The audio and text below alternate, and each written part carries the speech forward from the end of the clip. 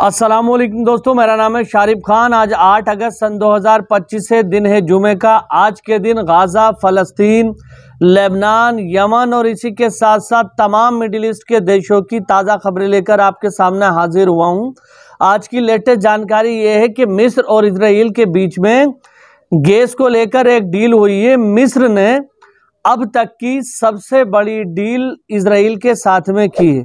यानी मिस्र ने इससे पहले इतनी बड़ी पैमाने पर इतने ज़्यादा पैसों की गैस पीछे अगर आप देखेंगे पूरा रिकॉर्ड तोड़ दिया है। किसी भी देश से इतनी गैस नहीं खरीदी है जितनी गैस खरीदने के लिए अभी इजराइल के साथ डील साइन की है। मिस्र ने $35 बिलियन इजराइल को देने का आश्वासन दे दिया है, डील पर साइन कर दिया है। यानी इजराइल $35 बिलियन की गैस मिस्र को देगा और मिस्र बदले में $35 बिलियन इजराइल को देगा। ये जो मिस्र से पैसे आएंगे $35 बिलियन इजराइल के अंदर, इसका इस्तेमाल कहाँ कहाँ होने वाला है ये मुझे बताने की ज़रूरत नहीं है, आप लोग समझदार हैं। हाल ही के दिनों में अमेरिका के द्वारा इजराइल को जितनी मदद पहुंचाई गई थी, चाहे वो हथियारों की मदद हो, पैसों की मदद हो, उसका भी इस्तेमाल इजराइल ने कहाँ कहाँ किया है ये भी आप लोग जानते हैं। तो अब इजिप्ट यानी मिस्र मिडिल ईस्ट के अंदर वो देश बन चुका है जो सबसे आगे बढ़ चढ़कर इजराइल की मदद करने के लिए तैयार है। व्यापारिक चीज़ें होती हैं, पूरी दुनिया के अंदर देश एक दूसरे से व्यापार करते हैं, इसमें कोई भी दो राय नहीं हो सकती। लेकिन ऐसे समय में, जिस समय में अधिकतर देशों से ये आवाज़ उठ रही है कि इजराइल के साथ में टाइज नॉर्मल नहीं किए जा सकते जब तक कि इजराइल फ़लस्तीन पर हमले करना बंद नहीं कर देता, गाज़ा पर हमले करना बंद नहीं कर देता, ऐसे समय में इजिप्ट ने ये कदम उठाया है, इसलिए दुनिया में चर्चा में है। और इसी के साथ साथ ये बात भी है कि अब तक मिस्र की तरफ से ये कहा जा रहा था कि भैया हम फ़लस्तीन के साथ में खड़े हैं, हम गाज़ा के लोगों के साथ में खड़े हैं और इजराइल की कार्रवाई की कड़ी निंदा करते हैं। और अलग अलग जैसे कतर और बाकी अमेरिका से ये बात कर रहा था कि गाज़ा के अंदर शांति कराओ। लेकिन अब मिस्र ने ये जो कदम उठाया है, इससे अलग अलग जो युद्ध के जानकार हैं वो ये कयास लगा रहे हैं। सूत्रों के हवाले से ये खबरें आ रही हैं कि कहीं ना कहीं मिस्र इजराइल की बड़ी पैमाने पर मदद कर रहा है, ये पैसा पहुंचाकर। आप लोग जानते हैं कि मिस्र की बराबर में ईरान है, मिस्र की बराबर में मिडिल ईस्ट के और भी देश हैं, सऊदी अरब है, कतर है, कुवैत है और भी बहुत ऐसे देश हैं जो नज़दीक पड़ते हैं मिस्र से। इन सभी देशों को हटा करके केवल इजराइल से गैस खरीदना कहीं ना कहीं ये दिखाता है कि मिस्र के जो प्रेसिडेंट हैं अल-सीसी, वो डायरेक्टली इनडायरेक्टली तौर पर इजराइल की मदद करना चाहते हैं। इस पर ईरान का बयान आ गया है, इस पर और बाकी देशों का बयान आ गया है। इस पर बहुत सारे देशों ने यह कहा है कि मिस्र के इस कदम की हम निंदा करते हैं। और इसी के साथ साथ तमाम चीज़ें जो मैं आपको समझा रहा था वो सारी चीज़ें हुई। अब मैं आपको इसके साथ एक और बड़ी खबर बता दूं। सेंट्रल गाज़ा का एक युवक यानी फ़लस्तीन का एक युवक सेंट्रल गाज़ा से निकलता है और निकल करके वीडियो बनाता है।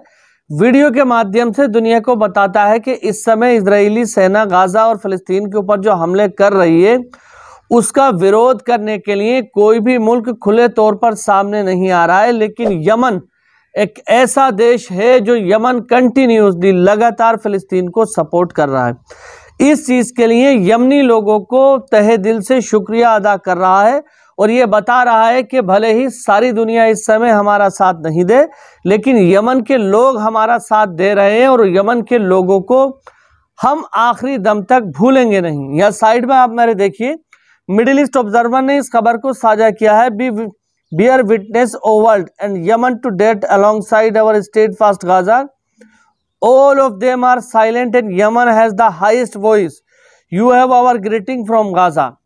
ये कह रहा है कि जिस समय सारी दुनिया खामोश खड़ी थी उस समय यमन के लोगों ने आवाज़ उठाई। हम यहाँ सेंट्रल गाज़ा में खड़े होकर के यमनी लोगों का स्वागत करते हैं इस फैसले का और उनका तहे दिल से शुक्रिया अदा करते हैं। इसी तरह की आवाज़ और भी बहुत सारी चीज़ें आई हैं। अब इसी के साथ साथ एक और बड़ी खबर मैं आपको बता दूं। ऐसा सुनने में आ सकता है कि आने वाले 48 घंटों के अंदर लेबनान और इजराइल के बीच में फिर से जंग शुरू हो सकती है।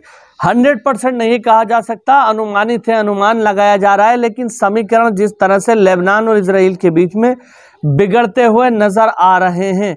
उन सारी चीज़ों को मद्देनजर रखते हुए मैं आपको बता रहा हूं। आप लोग जानते हैं कि लेबनान के अंदर एक संगठन काम करता है जिसका नाम है हिजबुल्लाह। तो हिजबुल्लाह के एक व्यक्ति ने वीडियो बना करके एक मैसेज दिया है, तमाम लेबनान के लोगों को और बहुत सारे लोगों को बताया है। और इजरायली आर्मी ने जिस तरह से वहां पर कार्रवाई की, जिस तरह से वहां पर बमबारी की, उसके बारे में जानकारी दी है और साथ ही साथ लोगों को प्रेरित करने की यहाँ पर कोशिश की है। अब जब से ये वीडियो सोशल मीडिया पर वायरल हुआ है, तब से जो युद्ध के जानकार हैं वो कयास लगा रहे हैं कि लेबनान और इजराइल के बीच में 48 घंटों के अंदर कुछ ना कुछ भड़कने वाला है।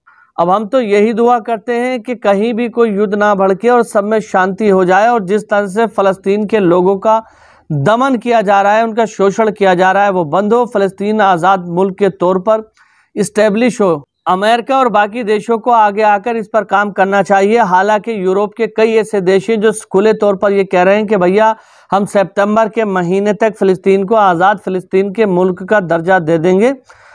अलग अलग जगहों से ये आवाज़ उठ रही है सिवाय अरबी देशों के। तो दोस्तों, ये आज के कुछ चंद अपडेट थे।